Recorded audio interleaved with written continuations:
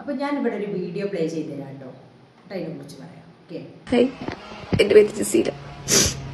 ഞാനെന്തായാലും ചെയ്യാത്ത തെറ്റിൻ്റെ പേരിൽ കുറേ ശിക്ഷ വയ്ക്കുന്നുണ്ട്.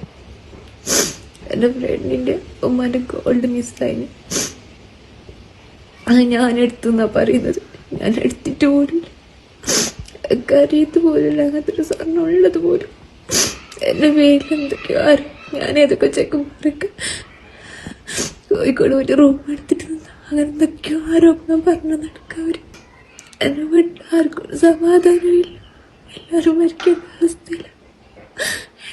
എൻ്റെ മക്കളുടെ മരണത്തിന് ഉത്തരവാദി എൻ്റെ ഫ്രണ്ടും അഫ്രീദിൻ്റെ ഉമ്മ അപ്പ അവർ വീട്ടുകാരെടുക്കാതെ എന്നെ നാണം കെടുത്തി പറഞ്ഞിട്ട് 2 പേര് ഇവിടെ വന്നിട്ടുണ്ടായിരുന്നു. അവരെന്തൊക്കെയോ അനാവശ്യം പറഞ്ഞിട്ട് പോയി.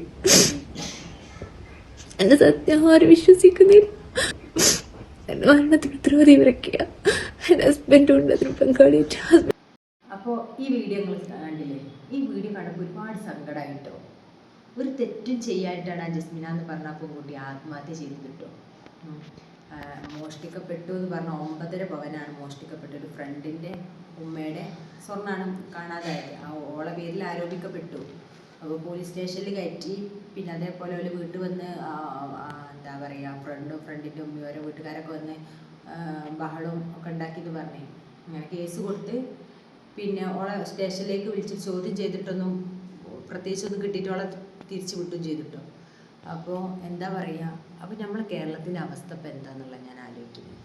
ഒരു തെറ്റ് ചെയ്യാനിട്ടാണല്ലോ ആ പെൺകുട്ടി ആത്മഹത്യ വിഷയം ചെയ്തത്. അതും 2 കുട്ടികളെ അമ്മയൊരു 4ഉം 6ഉം വയസ്സുള്ള 2 കുട്ടികളെ ഉമ്മയുണ്ട് ആത്മഹത്യ ചെയ്തത്. വിഷം കുടിച്ച് ആത്മഹത്യ ചെയ്തതാണ് പറഞ്ഞത്. അപ്പോൾ തെറ്റ് ചെയ്തൊന്നെങ്കിൽ നമ്മൾ കാണണം, അല്ലെങ്കിൽ അത് അവളെന്നെയാണ് ആത്മഹത്യ സ്വർണ്ണം എടുത്തത് എന്നുള്ളത് നമുക്ക് അത്രക്ക് ബോധ്യമാണ്. അല്ല വെറുതെ ഒരു സംശയത്തിൻ്റെ പേരിൽ ഒരാളെ ആക്ഷേപിച്ചിട്ട് ആക്ഷേപിക്കുക മാത്രമല്ല, ഓരോ പേരിൽ ഇങ്ങോട്ട് സമ്മർദ്ദം ചെലുത്തുക, ഓരെന്നെയാണ് നിങ്ങോട്ട് പറയുക.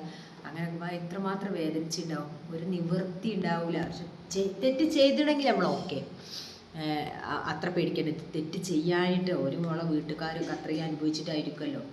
അപ്പം നമ്മളെന്ത് ചെയ്യാം, തെറ്റ് ചെയ്തിരുന്ന് ഉറപ്പുണ്ടെങ്കിൽ മാത്രം ഇതാക്കുക. അല്ലാതെ വെറുതെ ഒരാളെ കേസിൻ്റെ വഴിക്ക് പോട്ടെ എന്ന് കരുതുക.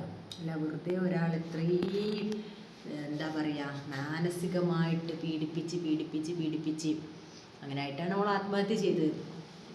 നിരപരാധിയാണ് എന്ന് മനസ്സിനൊരു ബോധ്യമുണ്ടല്ലോ, അതുകൊണ്ടാണ് അവൾ ആത്മഹത്യ ചെയ്തത്. അപ്പം ഇനി എന്ത് ചെയ്യുക, ഓളെ നിരപരാധിത്വം തെളിയിക്കപ്പെടട്ടെ, അതിന് വേണ്ടിയിട്ട് പ്രാർത്ഥിക്കാം.